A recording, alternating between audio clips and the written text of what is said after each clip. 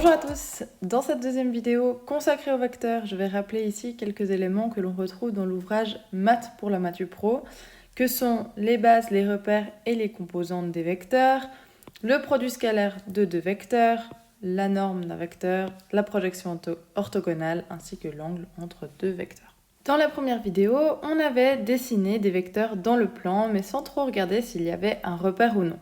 En fait, si on veut faire des calculs précis, il ne suffit pas de dessiner un vecteur juste comme ça, par exemple ici. Non, mais il faut pouvoir l'exprimer au moyen d'un repère que vous voyez ici, dont en fait l'origine est juste ici. Et comme on sait qu'on peut déplacer un vecteur, eh bien, on va pouvoir mettre justement son origine à l'origine, comme ici. Reste à définir son extrémité en comptant combien d'unités je me déplace sur l'axe des x et combien je me déplace sur l'axe des y. En géométrie vectorielle, on appelle ces unités la base du repère et on note ça base ij. Grâce à ça, on va pouvoir maintenant exprimer n'importe quel vecteur comme une combinaison linéaire de la base. Donc ici, on voit que notre base, elle est de i ici et de j sur l'axe des y. Et si j'ai envie d'exprimer mon vecteur u, eh bien u, je vais pouvoir l'exprimer en tant que combinaison linéaire des vecteurs i et j en disant que c'est égal à 3 vecteurs i plus 2 fois le vecteur j. Ou bien, je pourrais le noter également en un vecteur comme ça. U, c'est égal à 3, 2. Donc pour 3 fois le i et 2 fois le j. Ou encore comme ceci, ou bien tout simplement en mettant aucun égal comme ceci. Ce qui est intéressant de voir, c'est qu'en fait, pour exprimer un vecteur comme le u ici, en fait, j'ai simplement besoin de deux chiffres que sont le 3 et le 2. Et bien ça, ces deux chiffres, on va en fait les appeler les composantes. Et justement, comme je vous l'ai montré avant, il y a différentes notations pour exprimer ce vecteur avec ses composantes. On voit aussi qu'avec ce système, on va pouvoir repérer un point du plan, par exemple le point PXY, tout simplement comme ceci. Imaginons qu'on place notre point ici. Et bien ce point P, il aura les coordonnées 3i de j. Donc c'est tout simplement comme si c'était le vecteur OP. Donc évidemment, si on est dans le plan comme ici, donc R carré, on va avoir deux composantes. Si on est dans l'espace ou en 3D, en R3, eh bien on aura trois composantes, etc., etc. Si on va juste un tout petit peu plus loin, on voit que pour créer ce qu'on appelle un espace vectoriel, on a juste besoin de deux vecteurs non parallèles bien sûr, qui vont servir de base et on va pouvoir exprimer chaque vecteur de cet espace comme une combinaison linéaire de la base. Et ceci dit, en pratique, la base, elle est souvent ortho-énormée, c'est-à-dire avec un axe à angle droit comme ceci, avec ici l'origine et les unités qui sont en fait identiques sur x et y. Et maintenant qu'on a vu tout ça, on va passer au produit scalaire de deux vecteurs. Alors qu'est-ce que le produit scalaire ? Ça va tout simplement être un nombre qu'on appelle scalaire justement et qui se calcule comme suit. Si on a ici un vecteur A avec les composantes A1 et A2 et un vecteur B avec les composantes B1 et B2, eh bien le produit scalaire, ça va être le suivant. Ça va être le vecteur A fois le vecteur B. Attention, ici le fois c'est avec un point et pas avec un X. Et le résultat, ça va être le suivant. Ça va être A1 fois B1 plus A2 fois B2. Prenons tout de suite un exemple. Imaginons qu'on ait ces deux vecteurs A et B et qu'on ait envie de calculer le produit scalaire. Eh bien ici, on va commencer par faire 3 fois 4. 3 fois 4. Et après, on va faire plus moins 2 fois 5. Plus moins 2 fois 5. Et ça, 3 fois 4, ça me fait 12. Moins 2 fois 5, ça fait moins 10. 12 moins 10, ça me fait 2. Donc le produit scalaire du vecteur A multiplié par le vecteur B, ça me donne 2. Aussi, j'aimerais rajouter une petite remarque. Il faut savoir que si le produit scalaire de deux vecteurs, donc par exemple a fois b, c'est égal à 0, alors dans ce cas-là, les vecteurs sont en fait à angle droit et on dit qu'ils sont orthogonaux. Maintenant que l'on a vu cette notion de produit scalaire, j'aimerais parler de la norme d'un vecteur.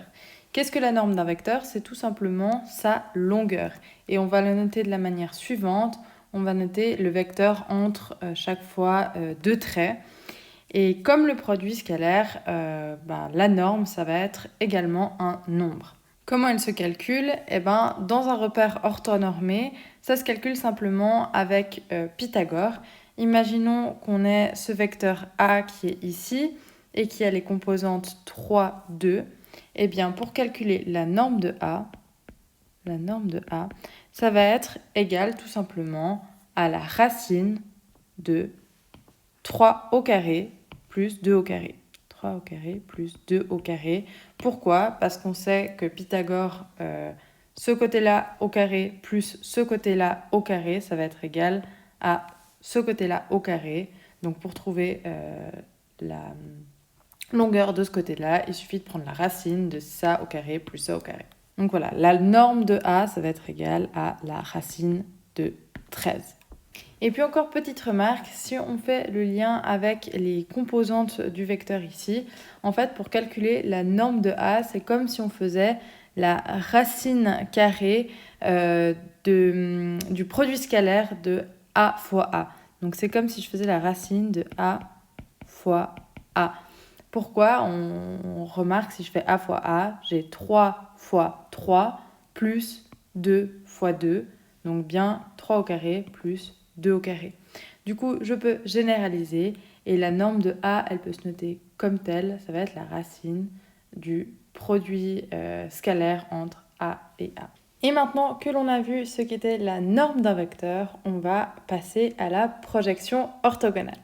Donc la projection orthogonale d'un vecteur B sur un vecteur A, ça va être la formule suivante. Si jamais en description, je vous mets le lien d'une vidéo que j'avais faite précédemment qui démontrait justement cette formule. Donc la formule c'est la suivante. La projection orthogonale, ça va être égal au produit scalaire de B fois A divisé par la norme de A au carré fois encore le vecteur A. Et puis si vous regardez bien le produit scalaire, on a dit que c'était un nombre. La norme d'un vecteur, c'est également un nombre. Donc un nombre divisé par un autre nombre, ça fait un nombre. Donc tout ça ici, c'est un nombre. C'est-à-dire en fait que la projection orthogonale, ça va être un agrandissement ou un rapetissement du vecteur A. Prenons un petit exemple tout simple pour illustrer tout ça. Imaginons qu'on ait les vecteurs A avec les composantes 2 et 0 et le vecteur B avec les composantes moins 1 et 2 et qu'on cherche à trouver la projection orthogonale du vecteur B sur le vecteur A. Eh bien, on va appliquer cette formule-là. Donc, je vais faire B fois A, donc moins 1, 2 fois 2, 0.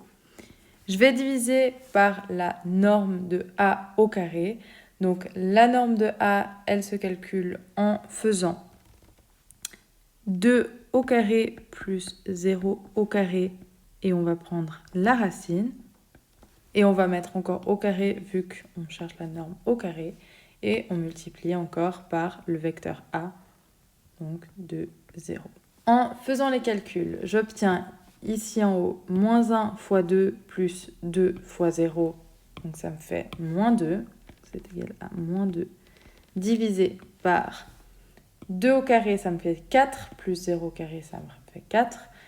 La racine de 4, ça me fait 2. 2 au carré, ça me fait 4, du coup, divisé par 4 fois 2, 0. Je peux maintenant diviser le tout par 2. J'obtiens donc moins 1/2 fois le vecteur de 0. Et je vais multiplier chaque composante du vecteur par moins 1/2. J'obtiens donc 2 fois moins 1/2, ça me fait moins 1. Et 0 fois moins 1/2, ça me fait 0. Donc mon résultat, ça me donne le vecteur moins 1, 0. Le vecteur -1, 0, c'est celui qui est représenté ici par le vecteur B', et c'est lui qui représente la projection orthogonale du vecteur B sur le vecteur A. Et pour terminer cette vidéo, je voulais voir avec vous comment calculer un angle entre deux vecteurs. Donc là encore, on va utiliser une formule qui est donnée. Imaginons qu'on a ici ces deux vecteurs, le vecteur A et le B, et qu'on cherche à trouver l'angle alpha qui est ici. Eh bien, il va se calculer comme suit. Ça va être égal au cos-1 du produit scalaire de A et B divisé par la norme de A fois la norme de B. Et là encore, on voit que tout le contenu dans la parenthèse, ça va être un nombre, car au numérateur, ça va être un nombre vu que c'est un produit scalaire, et le dénominateur, c'est le produit de deux normes, de deux longueurs, donc c'est aussi un nombre. Donc voilà, cette deuxième vidéo autour des vecteurs est désormais terminée. J'espère qu'elle vous aura plu. Si c'est le cas, je vous invite à liker cette vidéo ainsi qu'à vous abonner à la chaîne. Et puis moi, je vous dis à une prochaine pour une nouvelle vidéo.